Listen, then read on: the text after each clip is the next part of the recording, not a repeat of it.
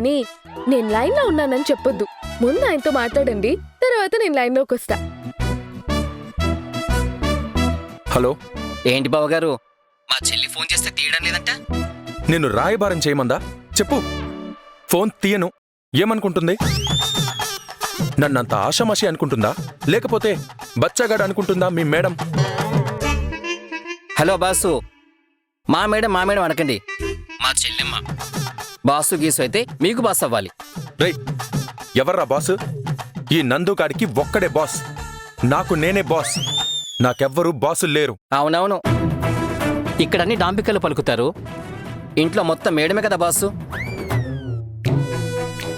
ఆఫీసులో మేము చచ్చినట్టు మీ మాట వినాలి, అదేవిధంగా ఇంట్లో మీరు మా చెల్లెమ్మ మాట వినాల్సిందే.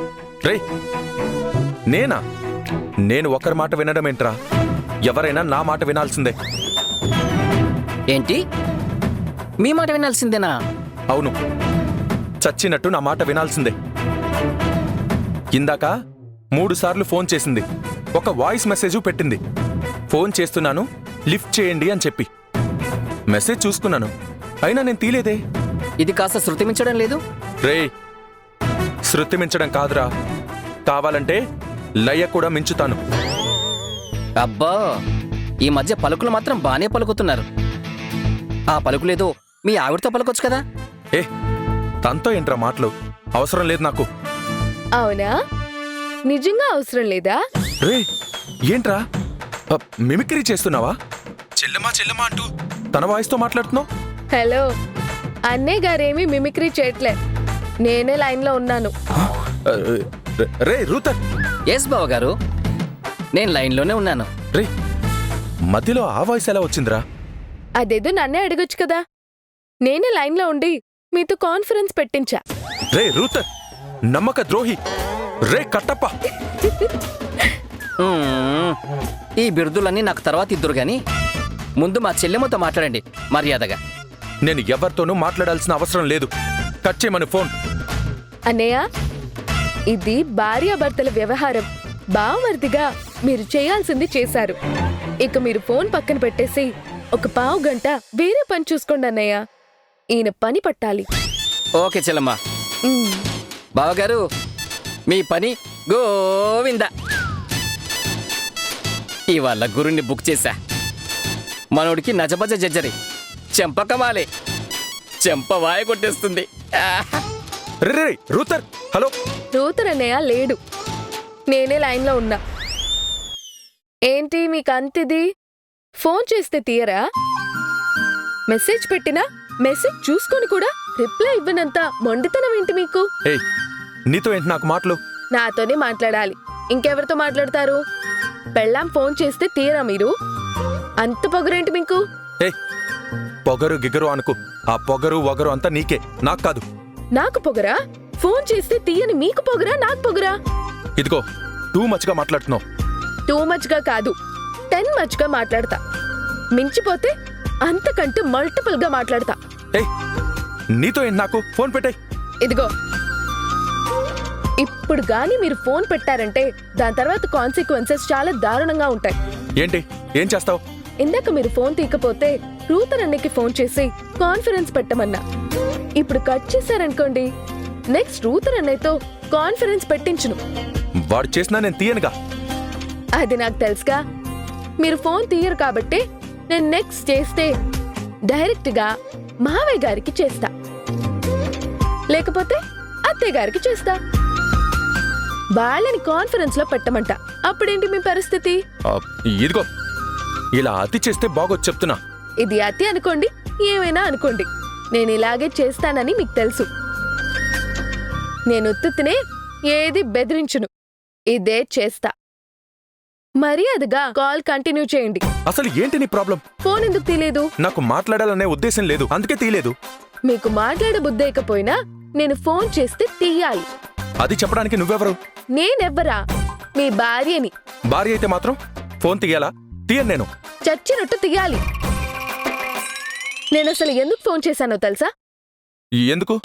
నేను ఇవాళ నైట్ మా పుట్టింట్లోనే స్టే చేస్తున్నా. నైట్ రావడం లేదు, ఆ విషయం చెప్దామని చేశాను. నువ్వు రాకపోతే నాకేమిక్కడ దిగులు లేదు. చెప్పాల్సింది చెప్పావుగా, పెట్టే ఫోన్. Hello hello. మాట్లాడడానికి ఏం లేదు. నువ్వు కన్వే చేయాల్సిన విషయం కన్వే చేసావు. దాంతో నాకే సంబంధం లేదు. నీకోసం ఎవ్వరూ ఎదురు చూడటం లేదు ఇక్కడ. హలో, నా కోసం ఎదురు చూడడం లేదా? చెప్తా. ఇప్పుడు ఫోన్ కట్ చేసి మీ ఈగోని సాటిస్ఫై చేసుకున్నారేమో. నా ఈగో హర్ట్ అయింది. నా హర్ట్ అయిన ఈగో రేపు మిమ్మల్ని ఎన్ని ముప్పు తిప్పలు పెడుతుందో మీరే చూస్తారు.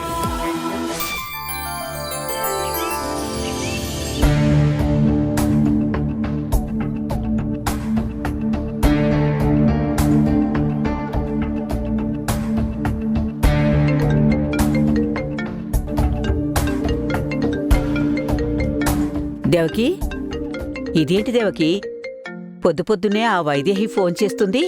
మాట్లాడి ఏంటో కనుక్కో. హలో అమ్మా నమస్కారం. ఏదేమైనా మీ గొప్పింటోళ్ళ బుర్రే బుర్రమ్మా. మీ బుర్ర పనిచేసినట్టు మా బుర్ర పనిచేయదు. అడగకుండానే ఆలోచన చెప్పి పుణ్యం కట్టుకున్నారు. మీ ఐడియా ఫలించింది. ఆ? అవునా? అయితే రామచంద్ర దిగొచ్చాడన్నమాట. దిగి రావడమేంటమ్మా, ఏకంగా కాళ్ల మీద పడ్డంత పని చేశాడు. ఇందాకే ఫోన్ చేసి కాళ్ల వేళ పడుతూ క్షమాపణలు చెప్పి ఇంటికి రమ్మని ఆహ్వానించాడు. చాలా సంతోషం. నేను చెప్పానుగా, కూతుర్ని పుట్టింట్లో వదిలేస్తామంటే ఎలాంటి మొండిగట్టమైనా దిగి రావాల్సిందే. కరెక్టేనమ్మా. నిన్న మీరు చెప్పినట్టు బెదిరించిన బెదిరింపుకే పనైపోయింది. లేకపోతే ఇప్పుడీ పరిస్థితిలో అస్సలు మార్పు వచ్చేదే కాదు. చాలా సంతోషం వైదేహి. ఇప్పుడు జరిగిన దాన్ని దృష్టిలో పెట్టుకుని ముందు ముందు కూడా నీ మాట చెల్లుబాటు కావడానికి ఎలా మాట్లాడాలో అలా మాట్లాడు. తప్పకుండానమ్మా. అంతా మీ ఆశీర్వాదమమ్మా. మీ ఆలోచనలతో పాటు మీ అండ మాకుంటే మేమెక్కడైనా నెగ్గుకొస్తాం. మీ పెద్ద మనవడు నా కొడుక్కి డబ్బు సాయం చేసి ఆదుకున్నాడు. మీరు మాట సాయం చేసి మా పరువు నిలబెట్టారు. మీ రుణం ఈ జన్మలో తీర్చుకోలేము. ఆ రామచంద్ర ఫోన్ చేసి పెట్టగానే వెంటనే మీతో ఈ సంతోషాన్ని పంచుకుందామని ఫోన్ చేశాను. చాలా థ్యాంక్స్ అమ్మా. ఉంటానమ్మా. మంచిది మంచిదమ్మా. ఇదేంటి దేవకి, మనం ఐడియా ఇస్తే వాళ్ళు కొట్టుకు చేస్తారనుకుంటే ఇలా కలిసిపోయారేంటి? మన ఆలోచన వల్లే ఆ రామచంద్ర దిగొచ్చి క్షమాపణ చెప్పి రాజీకొచ్చాడని తెగ ఆనందపడిపోతుంది. మనకి థ్యాంక్స్ కూడా చెప్తుంది. అబ్బబ్బబ్బబ్బబ్బబ్బా! ఏం జాతకాలక్క మీ ఇద్దరివి! మహర్జాతకులు, కారణజన్ములు, లోక కళ్యాణం కోసమే అవతరించిన అవతార స్త్రీమూర్తులు మీరు. ఆ రామచంద్ర కుటుంబాన్ని ఉద్ధరించడానికి, వాళ్ల మధ్య గొడవలు చెరిపేయడానికి, వాళ్ళు ఒక్కడిగా కలిపొంచడానికే పుట్టినట్టున్నారు. మీరు వాళ్ల గురించి ఎంత అమంగళం పలికినా అది వాళ్ళకు మాత్రం శుభంగానే పరిణమిస్తుంది. మీరు గ్రేటో గ్రేటు. రేయ్, ఏంట్రా వెటకారం? ఇలాంటి విషయాల్లో నేను మామూలుగా మాట్లాడినా కూడా మీకు వెటకారంగానే వినపడుతుంది. మొత్తానికి ఆ రామచంద్రని ఇందుని ఒక్కటి చేసి పుణ్యం కట్టుకున్నారు. అనుకోకుండా ఇలాంటి పుణ్యకార్యాలు చేసి మీ పాపాల లెక్కల్లో డిస్కౌంట్ పొందేలా ఉన్నారు. ఇలాంటి పుణ్యమే మొన్న నువ్వు బాల్కనీ నుండి దూకేసినప్పుడు కాపాడినట్టుందక్కా. రేయ్, పిచ్చివాగుడు కట్టిపెట్టు, చంపేస్తాను. మరదే ఉరిమి మంగళం మీద పడ్డమంటే. మీరు వేసిన ఐడియాలన్నీ అట్టర్ ఫ్లాప్ అయినప్పుడల్లా నా తప్పున్నా లేకపోయినా నా మీద పడతారు. అసలు నా పేరులోనే ప్రాబ్లం ఉందనుకుంటా. కోటి అనే పేరు ఉండబట్టే కోటింగ్లు తీసుకుంటూ ఉన్నాను.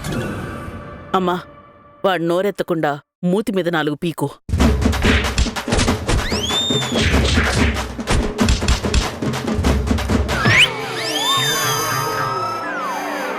అబ్బా, ఓసి దుర్మార్గురాలా! నీ పుత్రికా వాక్య పరిపాలన పాడుగాను. ఇది ముక్క అనుకున్నావా? చాకిరేవు బండ అనుకున్నావా? అలా బాదావు. ఇంకా వాగుతూనే ఉన్నావా? ఇంకా 4 తగిలించనా? వద్దు తల్లి, నీకు పుణ్యం ఉంటుంది. సారీ అక్క. రేయ్, మేం వైదేహిని రెచ్చగొట్టడం వల్ల ఆ రామచంద్ర రాజీకి రాలేదు. అలా అని ఆ వైదేహి అనుకుంటోంది. ఆ మధు వల్ల మాత్రమే అది సాధ్యమై ఉంటుంది. ఏదేమైనా అందరూ కలిసి సంతోషంగా ఉండడం నేను భరించలేను. ముఖ్యంగా నా కొడుకు సుధీర్ని దోషిగా నిలబెట్టిన ఆ ప్రణయ్ గాడు సంతోషంగా ఉండకూడదు. వాణ్ణి దోషిగా నిరూపించి నా కొడుకు సుధీర్ని నిర్దోషిగా నిలబెట్టాలి. వాడిప్పుడు చేస్తున్న వ్యాపారంలో దివాళా తీస్తే తప్ప వాడు మళ్ళీ ఆ పొట్లాల వ్యాపారానికి రాడు. వాడు దివాళా తీయడానికి ఆలోచన చెప్తాను. దానికి కావలసిన ఏర్పాట్లు చెయ్యి. ఆహా, ఏం ఐడియాలు చెప్తున్నావక్క. నువ్వు పెళ్లి చేసుకోకుండా ఏదో పెద్ద దొంగ అయి ఉంటే బాగుండేది. ప్రపంచం మొత్తం దోచేసేదానివి.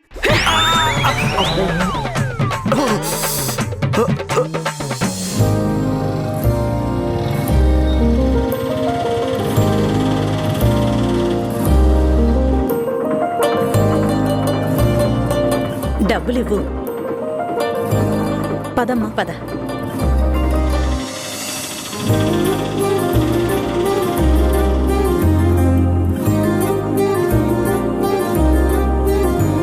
అమ్మ మధు, ఇది అన్నయ్య నమస్కారం. అన్నయ్య నమస్తే.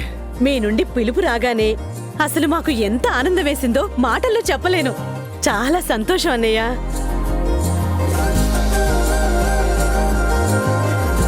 ఇన్నాళ్ళకి మీరు మీ కూతుర్ని అల్లుణ్ణి అర్థం చేసుకుని మమ్మల్ని అర్థం చేసుకుని మీరు ఫోన్ చేయగానే మాకు రెక్కలొచ్చినంత ఆనందంగా ఉందండి. మావయ్య గారు, మీ ఆశీర్వాదం లేని లోటు, మీ ఆదరణ లేని మా కాపురం ఎంతో లోటుగా ఉండేది. మమ్మల్ని ఆశీర్వదించండి మావయ్య గారు. ఇందు రా. ఒక్క నిమిషం, అక్షంతలు తీసుకొస్తాను.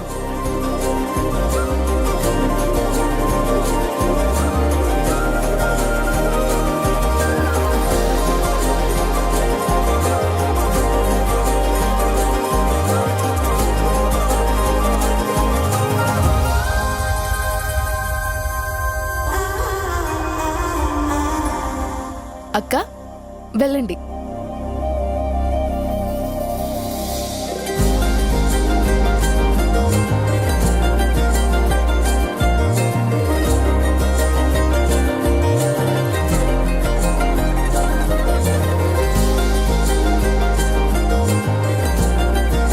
లేవండి. లేవండి. పిల్లా పాపలతో సంతోషంగా ఉండండి. ఇన్నాళ్ళు మూర్ఖంగా మిమ్మల్ని అర్థం చేసుకోకుండా బాధ పెట్టినందుకు నన్ను ఇద్దరూ క్షమించండి. మావయ్య, మీరు పెద్దవాళ్ళు, మమ్మల్ని క్షమాపణలు అడగకూడదు. మిమ్మల్ని మేము ఎంత బాధ పెట్టామో మాకు అర్థమైంది కాబట్టే చిన్నాళ్ళు మీకోసం ఓపిక ఎదురు చూసాం. తెలియకుండా నేను కానీ మా అమ్మ కానీ మాట జారున్నా మీ మనసు కష్టపెట్టున్నా మమ్మల్ని క్షమించండి మావయ్య. అదేం లేదు అల్లుడు గారు. నా కూతురికి నాతో మాట్లాడే ధైర్యాన్ని ఇచ్చుండాలి. అది నా పొరపాటే. ఆ ధైర్యమే కనుకుండుంటే ముందే ఈ విషయాలన్నీ చెప్పుండేది. పరిస్థితి ఇంత దాకా వచ్చేది కాదు. అయినా మా అమ్మాయి మధు గడిచిపోయిన విషయాలు మాట్లాడకూడదని నిన్నే ఆర్డర్ వేసింది. ఇక మనం ఆ గొడవలేవి మాట్లాడొద్దు. సంతోషంగా ఉండాలి. నాకిప్పుడు పూర్తి ఆరోగ్యవంతుడైపోయినంత ఆనందంగా ఉంది. చూస్తూ ఉండండి నాన్న. నెల తిరిగేలోపు మీరు చక్కగా నడుస్తారు. మీ చేయి కూడా సరైపోతుంది. మీ మనసులో దిగులే మీ ఆరోగ్యాన్ని కృంగదీస్తుంది. ఇక ఏ మందులు బాగు చేయలేని మీ ఆరోగ్యాన్ని ఈ సంతోషం బాగు చేస్తుంది నాన్న. నిజమేనమ్మా. నాకిక ఏ లోటు లేదు. అమ్మా వైదేహి, మంచి రోజు చూసి సారెతో ఆ అమ్మాయిని అత్తారింటికి మేమే వచ్చి దేపెడతాం. అలాగే వీళ్ళిద్దరికీ తొలిరై కూడా ముహూర్తం చూసి ఏర్పాటు చేస్తాం.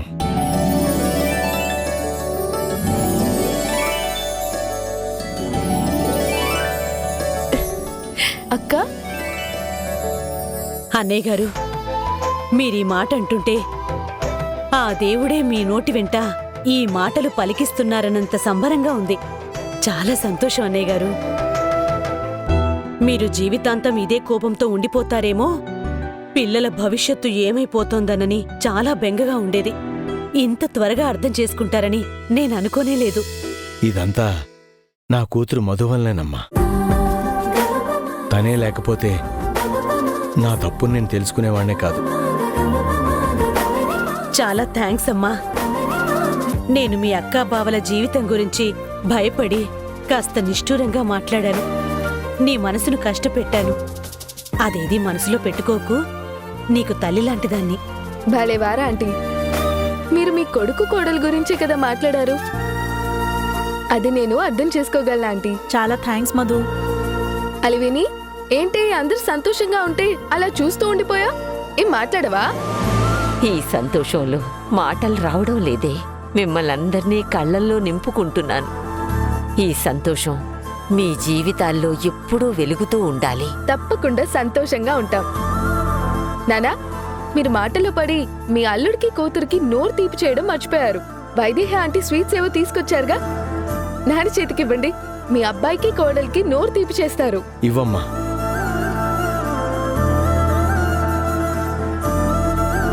నానా, తీసుకోండి. అల్లుడు గారు,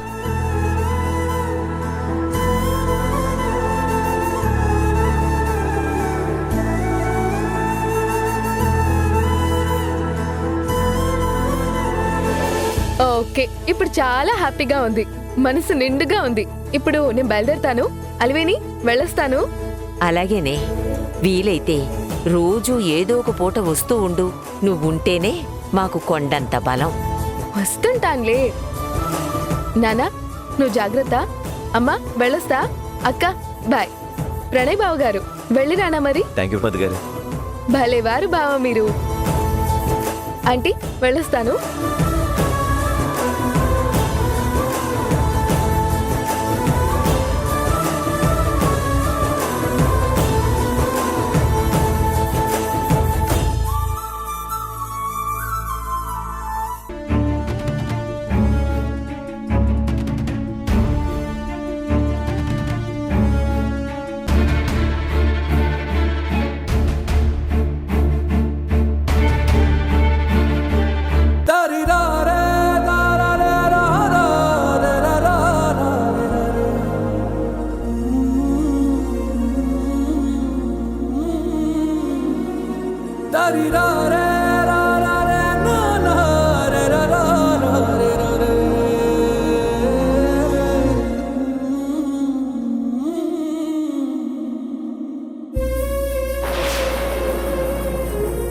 అల్లుడు గారు, సుధీర్ గది ముందున్నారు. వీడు మళ్ళీ పొద్దున్నే తాగేసి ఏం గొడవ చేస్తున్నాడో ఏంటో. అల్లుడు గారు, మళ్ళీ వాణ్ణి ఏమైనా అంటే?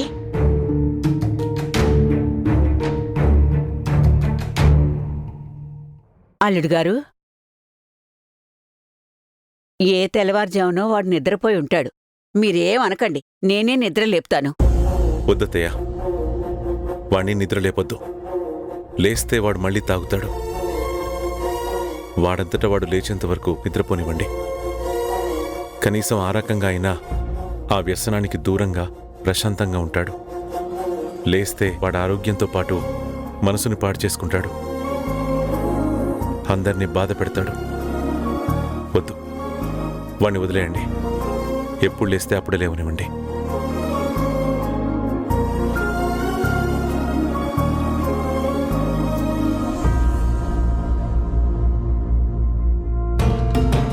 సాధారణంగా సుధీర్ ఇలాంటి పరిస్థితిలో ఉండడం చూస్తే అల్లుడు విరుచుకుపడతాడు కదా.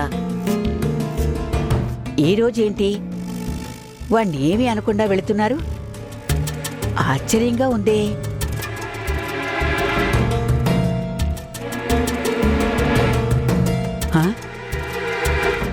వద్దులే, అల్లుడుగారు చెప్పినట్టు వీడెంతసేపు నిద్రపోతాడో పోని. లేస్తే మళ్ళీ ఏం గొడవ చేస్తాడో ఏమో. భగవంతుడా, వీణ్ణి పరిస్థితి నుంచి ఎలా బయటపడేయాలో ఏమీ అర్థం కావడం లేదు. అత్తయ్య, సారీ అత్తయ్య. నిన్న వెళ్ళగానే వచ్చేద్దాం అనుకున్నాను, కానీ కుదరలేదు. ఇంకో విషయం, మీకు గుడ్ న్యూస్. నిన్న రాత్రి మీకు ఫోన్ చేసి చెప్పాలని ఫోన్ తీసుకున్నాను, కానీ అంత పెద్ద గుడ్ న్యూస్ ని ఫోన్లో చెప్పడం కంటే మీతో స్వయంగా చెప్తేనే బాగుంటుందని చెప్పకుండా ఆగాను. ఆ గుడ్ న్యూస్ చెప్తే మీరు చాలా సంతోషిస్తారత్తయ్య. ఆ న్యూస్ ఏంటో నాకు తెలుసు. మీకు తెలుసా? ఎలా? ఏంటో చెప్పండి చూద్దాం. మీ నాన్న ఇందుని క్షమించేశాడు. వాళ్ళ అత్తగారి కుటుంబాన్ని క్షమించమని అడిగి వాళ్లతో రాజీకొచ్చేశారు. ఇప్పుడు అందరూ హ్యాపీగా ఉన్నారు. ఇదేగా? అత్తయ్య మీరు సూపర్. అసలు నేను చెప్పకుండా ఈ విషయం ఎలా తెలిసింది మీకు? ఆశ్చర్యంగా ఉంది. ఇందులో ఆశ్చర్యపోవడానికి ఏముంది? పొద్దున్నే ఇందు వాళ్ళ అత్తగారు నాకు ఫోన్ చేసి జరిగింది చెప్పి వాళ్ళ సంతోషాన్ని నాతో పంచుకున్నారు. నేను చాలా ఆనందించాను. మొత్తానికి అనుకున్నది సాధించావన్నమాట. చాలా సంతోషంగా ఉంది నిన్ను చూస్తుంటే. అత్తయ్య అసలు మీకంటే గొప్ప వాళ్ళని, ఇంత గొప్ప మనసున్న వాళ్ళని నేను ఇంతవరకు చూడలేదు. అసలు ఇదంతా జరగడానికి, ఒక కుటుంబం సంతోషానికి, ఓ తండ్రి కూతుర్ని క్షమించడానికి అన్నిటికీ మూల కారణం మీరే. అసలు నిన్నెవడు రమ్మన్నాడు? వెళ్తే తిరిగి రాకూడదని చెప్పాను కదా.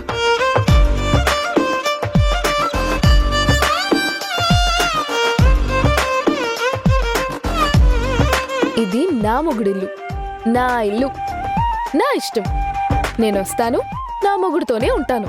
నీ మొహం చూడాలంటేనే చిరాగ్గా ఉంది. ఆహా అవునా? అయితే ఎంత చిరాకు వస్తుందో నేను చూస్తాను. చూడండి, నన్నే చూడండి, నా కళ్ళలోకి చూడండి.